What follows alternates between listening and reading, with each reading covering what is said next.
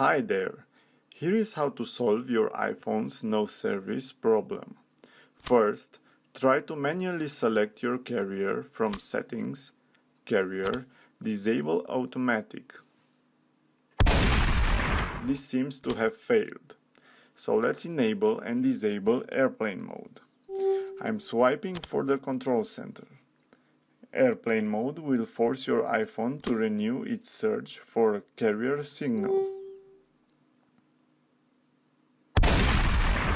If this is also a no-go, you need to apply step 3 and reboot your phone. Simply shut it down and turn it back on. No service error message disappears. For more details and solutions, please visit iPhoneTricks.org.